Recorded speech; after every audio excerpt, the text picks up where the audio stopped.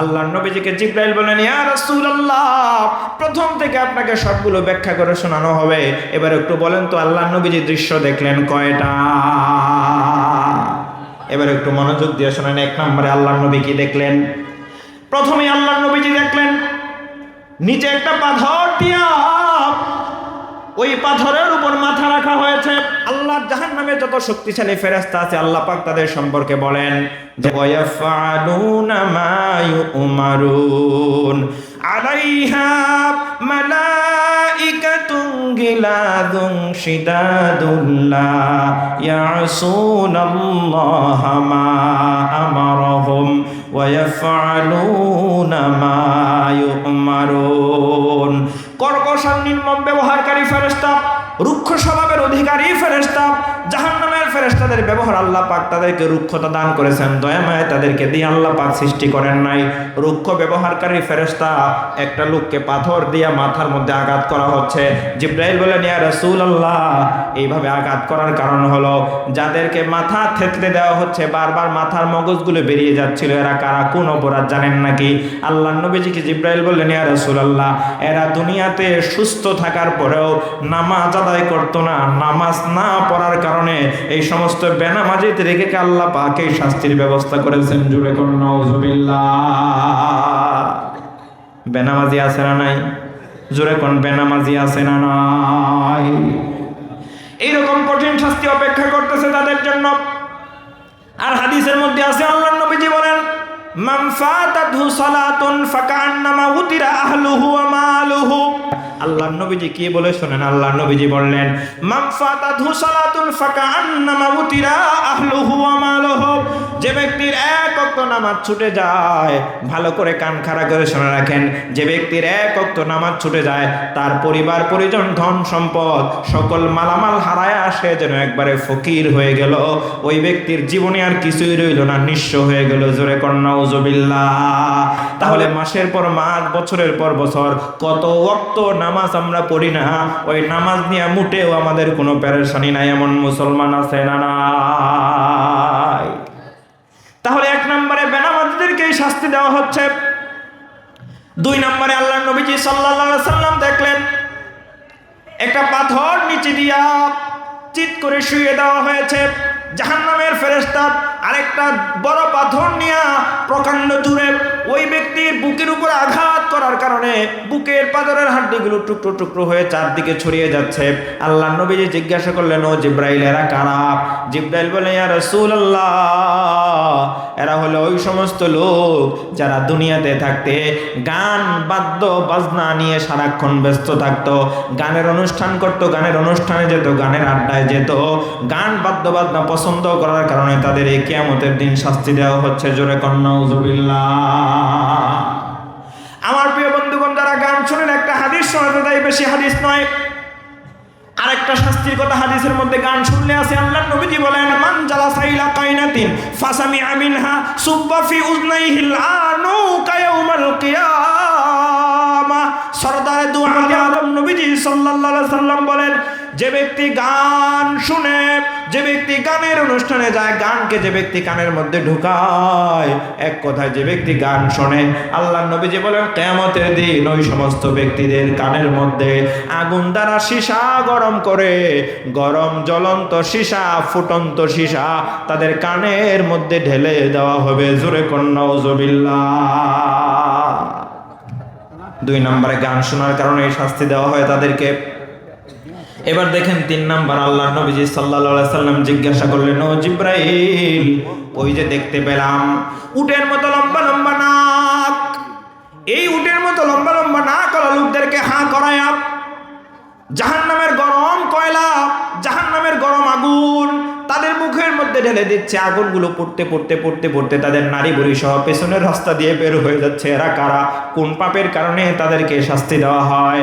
আল্লাহর নবীজিকে জিবরাইল বলেন, ইয়া রাসূলুল্লাহ, এরা ওই সমস্ত লোক যারা দুনিয়াতে থাকতে ইয়াতিমের মালকে ভক্ষণ করত, ইয়াতিমের অধিকারকে নষ্ট করত, যারা দুনিয়াতে ইয়াতিমকে ঠকাইছে, আজকে তাদের জন্য আল্লাহ পাক এরকম কঠিন শাস্তির ব্যবস্থা করে দিয়েছেন। জোরে কর নাউজুবিল্লাহ। আপন ভাই ছোটবেলায় মারা গিয়েছে, সন্তানগুলো রেখে এখন ভাইয়ের সন্তানগুলো বড় হয়েছে, বড় হওয়ার পরে যদি চাচাকে বলো, ও চাচা জানো জ্যাঠা আমাদের সম্পদগুলো দিয়ে দেন, এখন জ্যাঠা বলে কি বলবো তোদের কথা, তোদেরকে লালন পালন করতে সকল সম্পদ শেষ হয়ে গেছে, আর দেওয়ার সুযোগ নাই।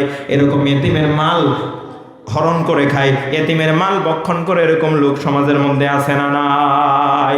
আমার প্রিয় বন্ধুগণ, আল্লাহর নবীজি জন্মের আগেই তার বাবাকে হারিয়েছেন, জন্মের কিছুদিন পরে তার মাকে হারাইছেন। আল্লাহর নবীজি এতিম ছিলেন। আল্লাহর নবীজির কাছে দুনিয়ার যত এতিম আছে কিয়ামতের দিন গিয়ে বলবে, হুজুর আমরা তো এতিম ছিলাম, আল্লাহ পাক দুনিয়াতে আমাদের পিতামাতাকে উঠায় নিয়েছিলেন আমাদের বালেগ হওয়ার আগে, আপনিই তো এতিম, আমরা দুনিয়াতে অনেক অধিকার হারা হয়েছি, আমরা দুনিয়াতে অনেক নির্যাতনের শিকার হয়েছি। ইয়াতিম বলে সমাজের মানুষ আমাদেরকে মূল্যায়ন করতো না, ইয়াতিম বলে আমাদেরকে আদর যত্ন করতো না, ভালোবাসতো না। দুনিয়াতে যারা আমাদের সঙ্গে খারাপ আচরণ করেছে, আপনি তো এতিমদের নেতা, ইয়া রাসূলুল্লাহ আপনি একটু আল্লাহ পাকের কাছে আমাদের জন্য আল্লাহ পাকের কাছে বিচার চান। এবার আল্লাহর নবীজি ইয়েতিমের পক্ষই আল্লাহর কাছে বিচার দাবি করবে। দুনিয়ার যত ইয়েতিম আছে তাদেরকে আল্লাহ পাক ন্যায্য বিচার করবেন, ন্যায্য অধিকার ফেরায় দেবেন। আর হাদিসের মধ্যে আছে ইয়েতিমের মাথায় যদি কেউ হাত বুলায় দেয়, আল্লাহ পাক ইয়েতিমের মাথায় হাত বুলায় দেওয়ার কারণে যতটা চুল তার মাথার মধ্যে থাকে, প্রত্যেকটা চুলের বিনিময়ে যে ব্যক্তি হাত বুলায় দিল, উত্তম আচরণ করলো, ওই ব্যক্তির আমলনামায় প্রত্যেকটা চুলের বিনিময়ে আল্লাহ পাক সওয়াব দিয়ে পরিপূর্ণ করে দেয়। জোরে কোন সুবহানাল্লাহ। এই যে মাদ্রাসা অনেকে পড়ে এতিম আছে, এতিমদেরকে উত্তম আচরণ করবেন, তাদের খোঁজ খবর নেবেন, আল্লাহ পাক আপনাকে সম্মানিত করবে। পেটের ভিতরে আগুন দিয়ে ঢুকায় দেওয়া হচ্ছে, পেছনের রাস্তা দিয়ে কয়লাগুলো বের হয়ে যাচ্ছে, নারী বুড়ি সহ। এদের দুনিয়াতে পাপ ছিল, এরা এতিমের সম্পদকে বক্ষণ করতো, এই কারণে তাদের এই শাস্তি হয়। এবার 4 নম্বরে বিশ্বনবী বললেন, ও জিবরাইল আমি যে দেখলাম অনেক বড় বড় পেট, পেটের ভিতরে সাপ কিলবিল করতেছে, বিষাক্ত সাপ তাদেরকে ধ্বংসন করছে, এরা কারা, কোন অপরাধের কারণে তাদের এই শাস্তি হয়? জিবরাইল বলেন, হুজুর দুনিয়াতে থাকতে এরা সুদের সঙ্গে সম্পৃক্ত ছিল, সুদি কারবার করত, হয়তো সুদ দিত, না হয় সুদ নিত, না হয় সুদের লেখক ছিল, না হয় সুদের সাক্ষী ছিল। অর্থাৎ সুদের সঙ্গে তার সম্পর্ক থাকার কারণে, সুদ ভিত্তিক লেনদেন করার কারণে আল্লাহ পাক তাদেরকে এই কঠিন শাস্তির সম্মুখীন করে দিয়েছেন। জোরে কর নাউজুবিল্লাহ। সুদের উপার্জন কি হালাল না হারাম? কথা কয় না, হালাল না হারাম? এবার দেখেন 5 নম্বর, আল্লাহর নবীজি বললেন, ও জিবরাইল এরপরে যে দেখতে পেলাম ওই যে 2টা পাতিল রাখা আছে, একটা পাতিল থেকে সুগন্ধি বের হয়, একটা পাতিল থেকে চমৎকার সুঘ্রাণ বের হচ্ছে, রান্না করা আছে, আরেকটা পাতিল থেকে পাশাপাশি দুর্গন্ধযুক্ত খাবার দেওয়া আছে। এই জাহান্নামীরা সুগন্ধিযুক্ত পাতিল থেকে কোনো কিছু খায় না, দুর্গন্ধযুক্ত পাতিল থেকে বারবার যখন ওখান থেকে খায়, সুগন্ধি পাতিলের দিকে ফিরেও তাকায় না। কারণটা কি? কোন অপরাধের কারণে তাদেরকে শাস্তি দেওয়া হয়। আল্লাহর নবীজিকে জিবরাইল বলেন, ইয়া রাসূলুল্লাহ এরা দুনিয়াতে থাকতে এরা পরকীয়ায় লিপ্ত ছিল, দুনিয়াতে থাকতে এরা জিনা করত, নিজের হালাল স্ত্রী থাকার পরেও এরা অন্যের স্ত্রীর সঙ্গে জিনা করত, অন্য মেয়ে লোকের সঙ্গে জিনা করত। দুনিয়াতে যারা হালাল পদ্ধতি থাকার পরেও জিনায় লিপ্ত ছিল, তাদেরকে আল্লাহ পাক জাহান্নামের মধ্যে কঠিন শাস্তির ব্যবস্থা করে দিয়েছেন। জোরে কর নাউজুবিল্লাহ। কয় নাম্বার গেল? কয় নাম্বার?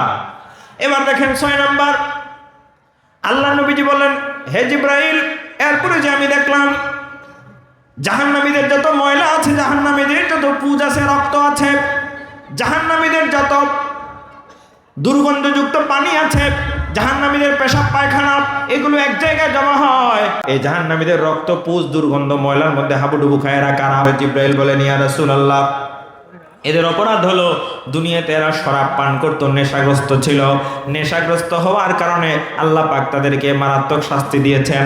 কুরআনুল কারীমের সূরা মায়দার 90 নম্বর আয়াতে আল্লাহ পাক নেশাকে হারাম করেছেন। আল্লাহ পাক বলেন, ইয়া আইয়ুহাল্লাযীনা আমানু ইন্নামাল খামরু ওয়াল মাইসিরু ওয়াল আনসাবু ওয়াল আজলাম রিজসুম মিন আমালিশ শাইতানি ফাজতানিবুহু লাআল্লাকুম তুফলিহুন।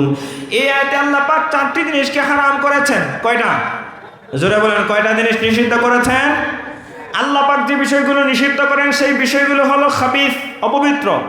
এগুলোর মধ্যে কোনো কল্যাণ নাই, এগুলোর মধ্যে কোনো বরকত নাই। আল্লাহ পাক যে জিনিসগুলোকে হালাল করেন এগুলো পবিত্র, এগুলো হচ্ছে বরকতপূর্ণ, এগুলো হলো স্বাস্থ্যকর। আমার প্রিয় ভাইরা, আল্লাহ পাক সূরা মাইদার 90 নম্বর আয়াতে 4টি জিনিসকে হারাম করেছেন। 1 নম্বরে আল্লাহ পাক বলেন ইন্নামাল খামর, নিশ্চয়ই মদ। কিন্তু আমি বললাম নিশাজাতীয় সকল জিনিস। আল্লাহ পাক খামরুন শব্দ বললেন, কিন্তু নিশাজাতীয় সকল জিনিস কেন আমি বললাম? তাফসিরে খাজানের 2য় খণ্ডের 491 নম্বর পৃষ্ঠার মধ্যে আছে। আল্লামা খাজান রহমতুল্লাহ আলাইহি তাফসিরে খাজানের মধ্যে আয়াতের ব্যাখ্যায় লেখেন, কুল্লুমা খামারাল আকলাব, যে জিনিস মানুষের আকলকে বিবেককে ঢেকে দেয় তাকে বলা হয়, তাকে খামর বলা হয়। আচ্ছা বলেন তো, মদ খেলে মানুষের আকল যেমন বিবেক যেমন ঢেকে যায়, সত্য মিথ্যার পার্থক্য তারা যেমন করতে পারে না, গাঁজা খেলে, হিরোইন খেলে, নেশা করলে, যত রকম নেশা আছে প্রত্যেক নেশা করলেই মানুষের আকল ঢেকে যায় কিনা বলেন? কথা বলেন। গাঁজা খেলে মানুষ ভালো মন্দের পার্থক্য করতে পারে?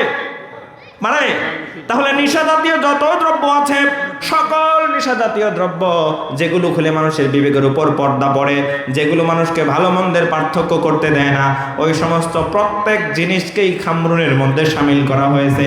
এজন্য আল্লাহ পাক 1 নম্বরে বলেছেন ইন্নামাল খামর, নিশ্চয় মদ এবং নিশাজাতীয় যত দ্রব্য আছে এগুলো রিজিসুন, অপবিত্র, মিন আমালি শয়তান, এগুলো হলো শয়তানের কাজ।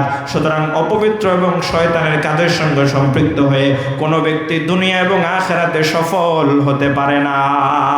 ঠিক কিনা?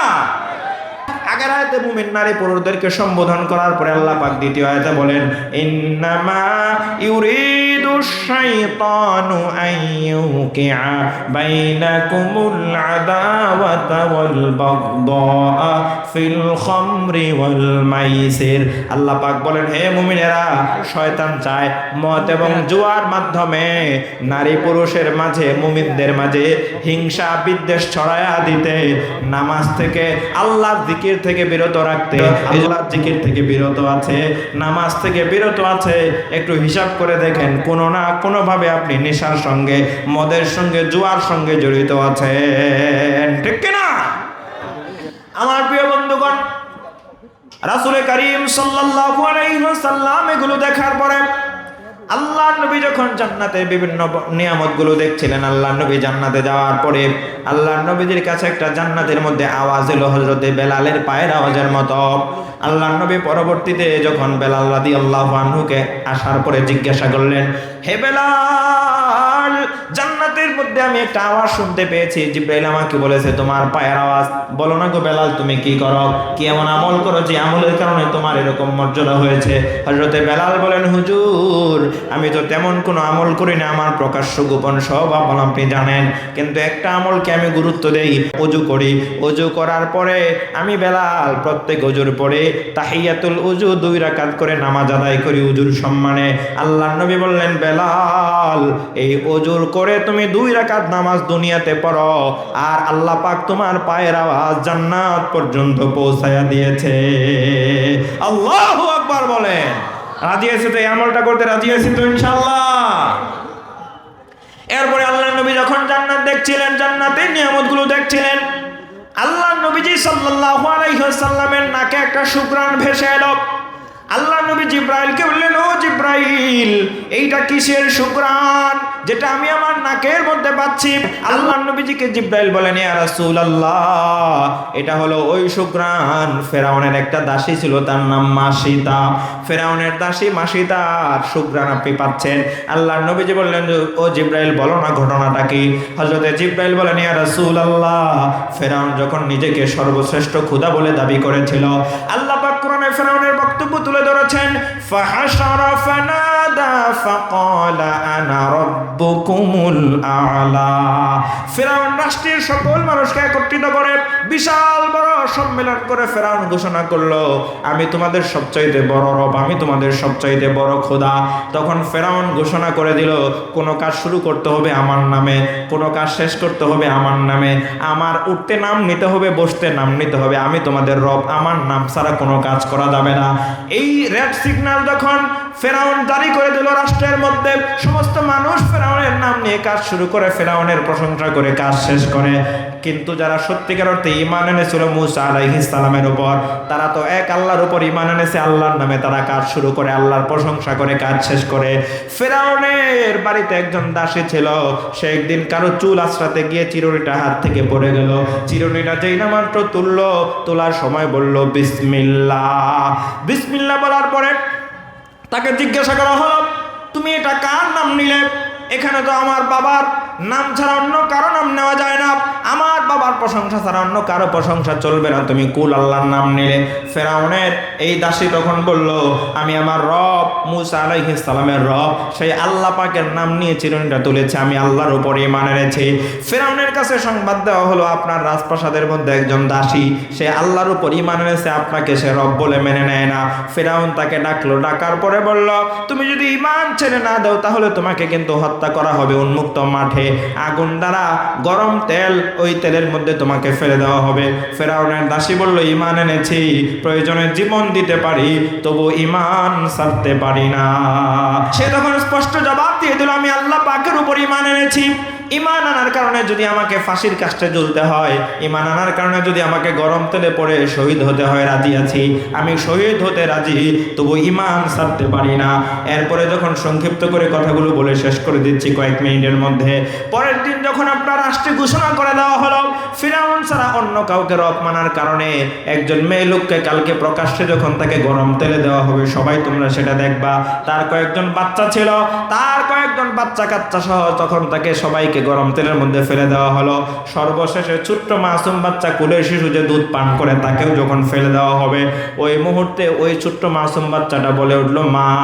ছোট্ট মাসুম বাচ্চাটা কথা বলতে পারলো, আল্লাহ পাক তাকে শক্তি দিয়েছিলেন, বলল মা তুমি টেনশন করবে না, এখানে যে ফেরাউন গরম তেলের মধ্যে আমাদেরকে ফেলে দিচ্ছে, মা গো মা, এটা গরম তেল না, এটা গরম তেলের মধ্যে আল্লাহ পাক তার জান্নাতের দরজা খুলে আমাদের জন্য অপেক্ষা করছে।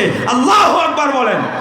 আল্লাহ পাক কুরআনুল কারীমের মধ্যে বলেন, ইন্নাল্লাযীনা ক্বালু রাব্বুনাল্লাহ সুম্মা ইসতাকামু তাতানাজ্জালু আলাইহিমুল মালাইকা আল্লা তাখাফু ওয়া লা তাহজানু ওয়া আবশিরু বিল জান্নাতিল্লাতী কুনতুম তুআদুন।